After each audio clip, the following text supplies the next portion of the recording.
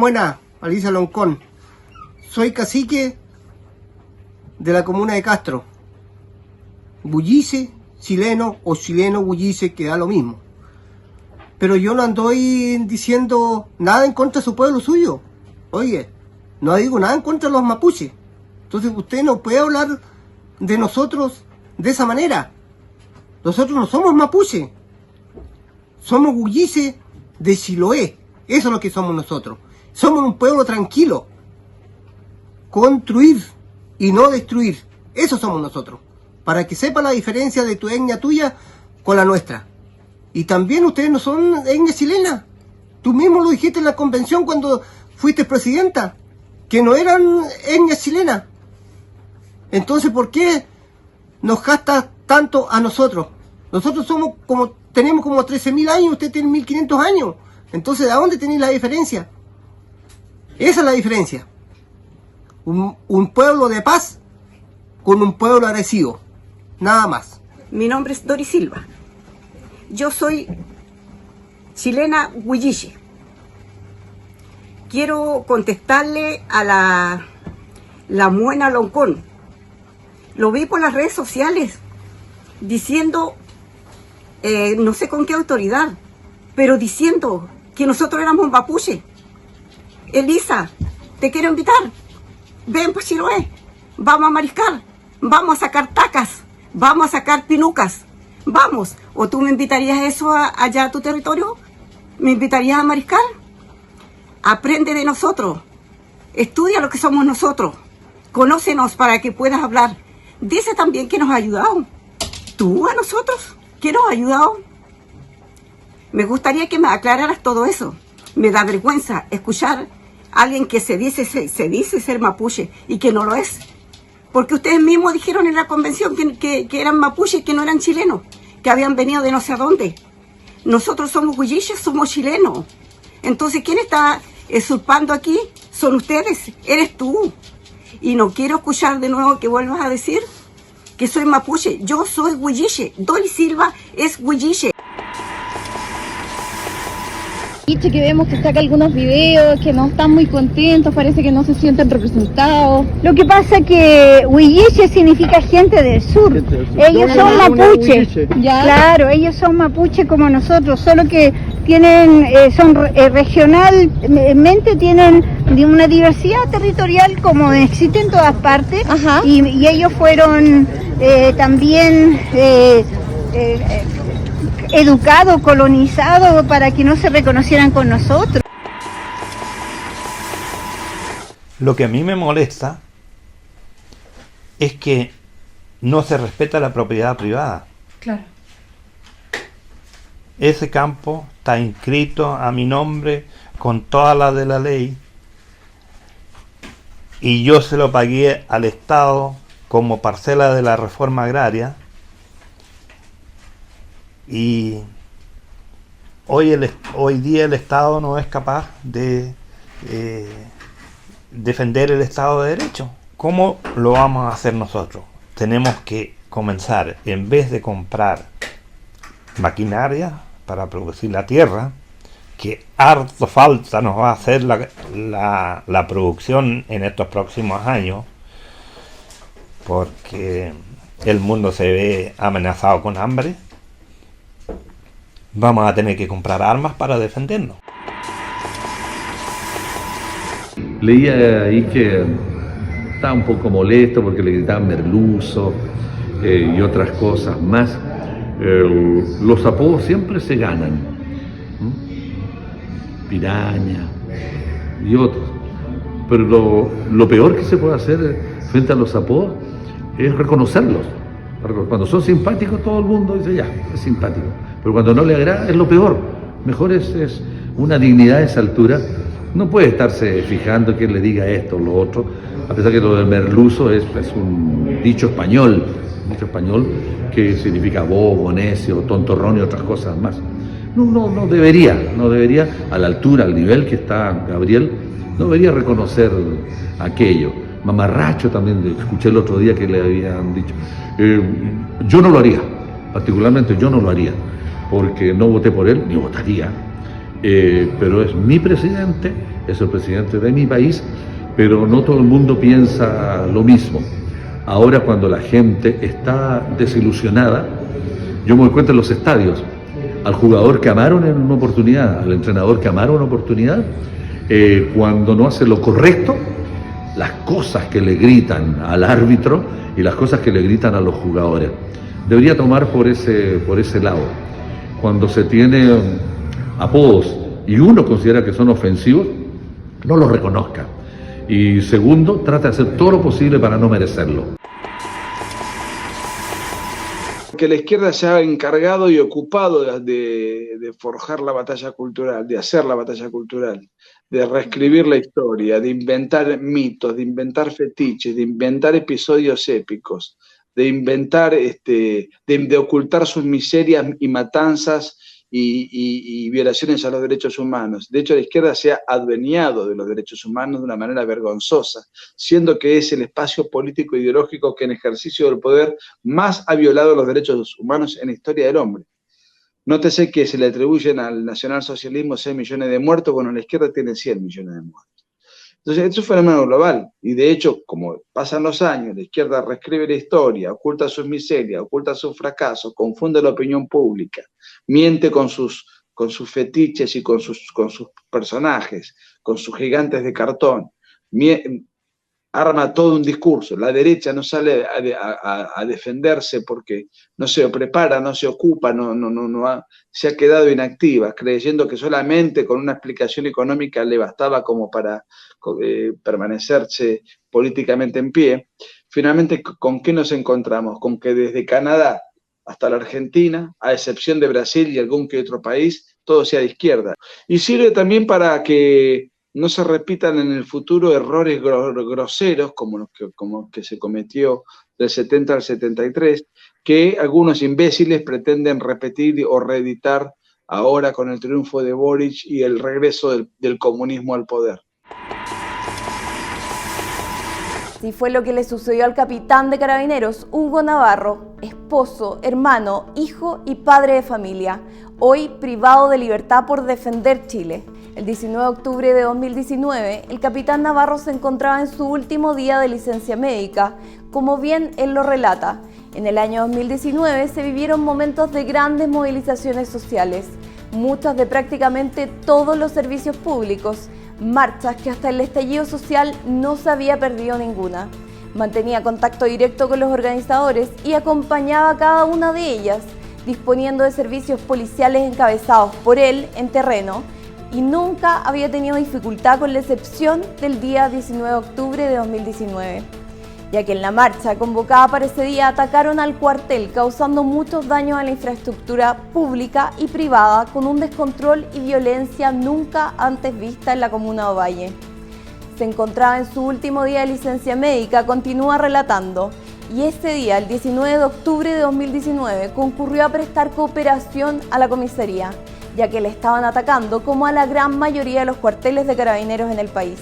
El capitán Navarro no alcanzó a llegar y fue atacado por una turba, por lo que se defendió y tomó detenido a uno de sus agresores. En el forcejeo debía hacer uso de su arma particular debidamente inscrita y con autorización de porte. Así el delincuente resultó herido, sin lesiones que comprometieran su vida en ningún caso. Pero al resultar herido el delincuente, la fiscal no recibió el procedimiento, sino que por el contrario decidió procesarlo por el delito de homicidio frustrado, falsificación de instrumento público y detención ilegal, siendo formalizado el 5 de marzo de 2020 y quedando desde esa fecha en la que se realizó el juicio, en prisión preventiva.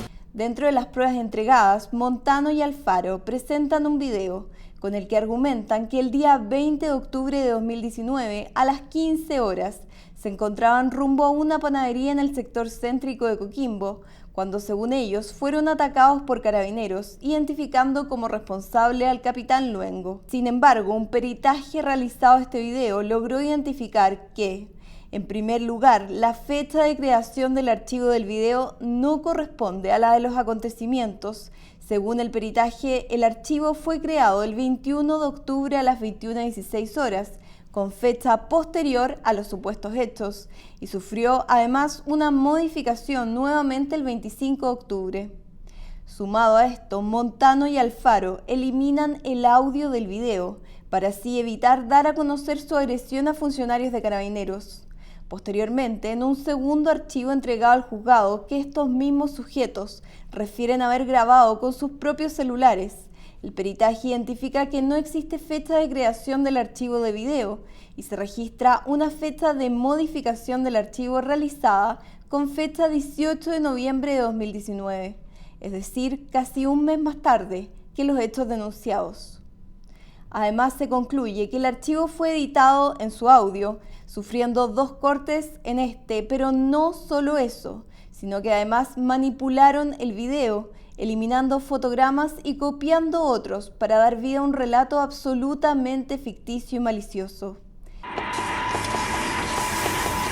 Toda la gente de izquierda ha tergiversado la imagen de Jaime Guzmán, yo creo que por las mismas razones por las cuales lo mataron, porque él encarnaba lo mejor que pudo tener el periodo del gobierno militar, la parte buena, que era la reconstrucción del país, y la parte de entregar ideas nuevas y una institucionalidad renovada que permita avanzar hacia el gran tema que era la preocupación de Jaime, la eliminación de la extrema pobreza. Todo el mundo se conmocionó y sintió profundamente, a partidarios, adversarios, la muerte de Jaime y la manera como ocurrió, porque un asesinato político en plena democracia, gracias en parte esa democracia al propio trabajo de Jaime. O sea, si hay alguien, si era por cobrar cuentas, si hay alguien en que no había que cobrarla era en Jaime, porque lo único que hizo durante el gobierno militar fue luchar porque tuviera un respaldo jurídico, en vez de ser un solo gobierno militar, darle un respaldo jurídico, partiendo por la declaración de principios, siguiendo por la Constitución Política de 1980, asesorando en materia jurídica,